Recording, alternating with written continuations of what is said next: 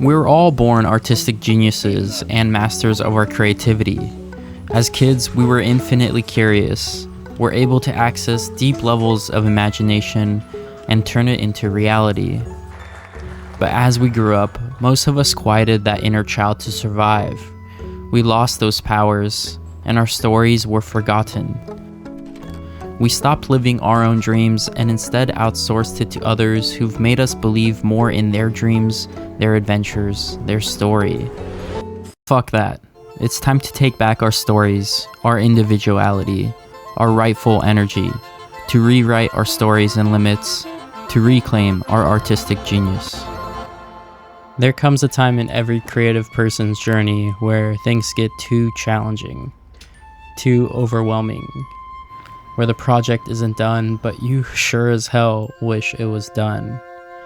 And the easier choice is to go back and get a 9-to-5, to maybe do some freelance work and bet on someone else's vision, bet on someone else's company, someone else's dreams.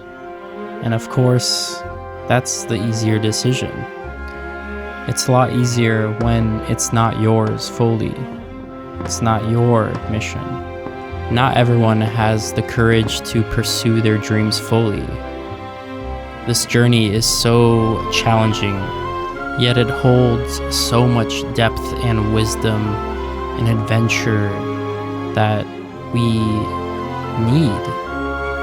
And at the same time, you must be cautious of letting the waves take over you. I remember growing up having to wear glasses because I stayed indoors watching and playing video games. My brother introduced me to them, and ever since that, I was hooked. I was addicted. I wanted to be better than him. In fact, I wanted to be better than anyone else on the server. And I started to set these standards of excellence for myself and began to get bored of the challenge that school would give me. Instead, I found my challenge competing in tournaments, competing to be number one. University was a bit more challenging, but I still managed. However, the waves on this creative and spiritual journey are on a whole nother level. You truly start playing the game when you start to have skin in the game. When you start to transmit felt emotions in a way that preserves the human spirit, that's when the seeds you sow will grow into faith. Faith in yourself and God.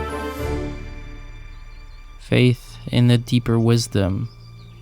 Faith for the journey ahead. And that what you dream of will come true. That what you order in the mail will arrive. But along this journey, we are tested. Is my art even good enough?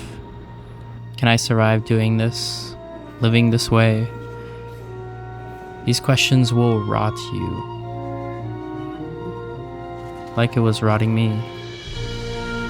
So I had to change, and I took a break from this creative project, and I went outside to the gym. And as I began to struggle and my breath began to get heavy, surprisingly, or maybe unsurprisingly, I reconnected with my childlikeness. I haven't played on the monkey bars in so long, and it was nice to connect with my body and push it to its extreme limits. My girlfriend and I took a trip to Albania to explore the clear blue waters of the coast. And there I noticed, as I was watching the waves crash onto the shore, with the beautiful sunset illuminating each wave, before they hit onto the shore, was made up of tiny little peaks and troughs, thousands of them, as the water ebbed back and forth.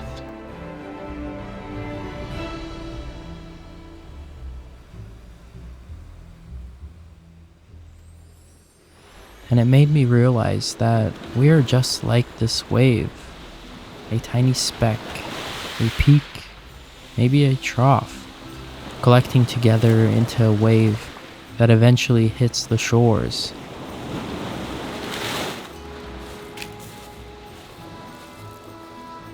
And I think that's really beautiful.